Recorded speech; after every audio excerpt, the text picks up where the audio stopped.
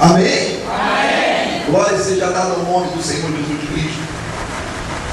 O texto, ele inicia dizendo assim: depois destas coisas.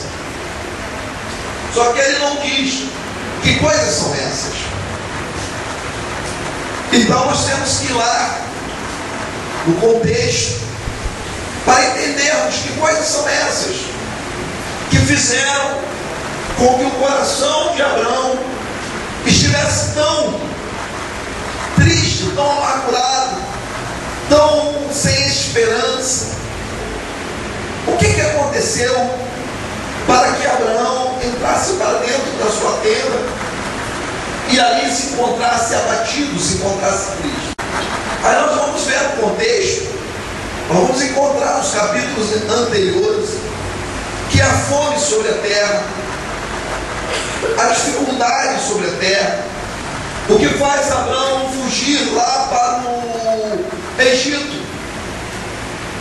Abraão chega no Egito e, devido ao fato da sua esposa ser uma mulher formosa, ele se intimida com isso, ele sente medo, e ele alega que Sara era sua irmã,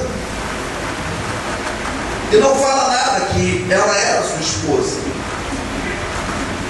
o que não foi uma mentira, porque na verdade Sara era meia irmã de Abraão, só que ele não falou toda a situação. E depois desse fato, há uma contenda entre os pastores de Abraão e os pastores de Ló. Isso obriga a Abraão tomar uma decisão, diz para o seu sobrinho: olha, você escolhe o lugar que você quiser ir, e tu vai para um lugar, eu vou para o outro. Isso não deve ter sido uma decisão fácil para Abraão, porque Abraão cuidava de Ló, e Ló era filho de um irmão já falecido, então certamente ele tinha Ló como um filho, e agora ele é obrigado a se separar desse sobrinho, dessa pessoa com quem ele gostava, e essa pessoa vai para um lado, ele vai para o outro. Depois ele fica sabendo que o seu sobrinho foi tomado como prisioneiro, e ele vai à guerra e luta a guerra contra 4 reis. Então sucessivamente situações ruins vão acontecendo sobre a vida de Abraão, e essas situações trazem ao coração de Abraão tristeza, trazem ao coração de Abraão dúvidas. Será que realmente era para eu ter saído de onde eu estava? Será que era para eu ter saído ali da cidade de Ur? Será que era para eu ter colocado o pé na estrada? Será que era para eu ter saído da casa da minha parentela? Será que realmente foi Deus que falou comigo? Será que realmente foi Deus que me prometeu? Será que eu não ouvi coisas? Será que o profeta não estava profetizando na carne? Será que eu não abri o versículo e li o versículo errado? Começa a surgir dúvidas sobre o coração daquele homem, porque uma coisa errada começou a acontecer após a outra. E quantos de nós, querido, que estamos aqui nesta noite, não passamos em dado momento situações como essa na nossa vida, onde nós olhamos e falamos: cadê as promessas do Senhor? Cadê tudo aquilo que Deus falou que iria fazer? Cadê o que o pastor pregou naquela noite? E o meu coração se encheu de alegria, dizendo que aquela mensagem era para a minha vida, que aquela mensagem era uma revelação do céu para mim.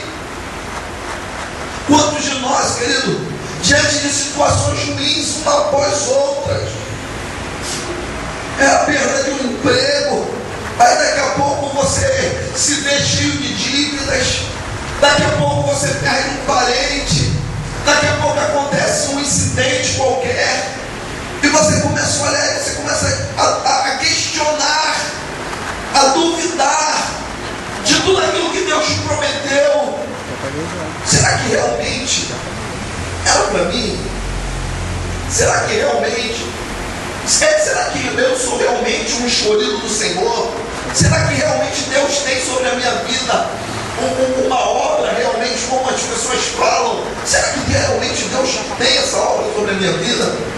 Será que simplesmente essas pessoas que falaram que Deus tem algo para mim, que Deus quer fazer coisas grandes sobre a minha vida, será que essas pessoas não falaram isso como simplesmente o costume do crente, o jargão do crente? Será que na verdade ele não recebeu essa palavra de Deus, ele falou essa palavra como quem fala uma coisa qualquer? Quantos homens de Deus, quantas mulheres de Deus já passaram por situações como essa? Situações em que querem entrar para dentro das cavernas, que querem entrar para dentro das tendas, que querem se isolar, que querem se esconder, que querem parar de caminhar, que querem olhar para trás, que começa a se questionar dentro do seu coração se viver a fidelidade a Deus, se viver a comunhão a Deus, se pagar o alto preço que o mundo nos cobra para sermos verdadeiros cristãos. Será que está valendo a pena? Quantos de nós não passamos por situações como essa? A Bíblia fala que depois destas coisas, Abraão se encontrava lá dentro da sua tenda, lá dentro, com o coração amargurado, com o coração triste. Deus falou que me daria uma grande nação, que todas as famílias seriam benditas. Mas olha só a minha idade. Cadê a minha promessa? Cadê o meu filho? Quem vai ser herdeiro na minha casa será um estrangeiro. Cadê as promessas do Senhor? Está lá Abraão, que havia, naquele momento de tristeza, naquele momento de dor, esquecido do que ele foi chamado pelo próprio Deus. Querido, antes que um profeta falasse alguma coisa para você, eu quero te dizer que Deus primeiramente falou o teu coração, porque se o profeta falar simplesmente for um profeta e Deus não confirmar dentro do teu coração, você não vai acreditar. Aí o que acontece? Está aquele homem lá dentro, triste, abatido, amargurado. Aí ele recebe a visita de Deus naquele lugar.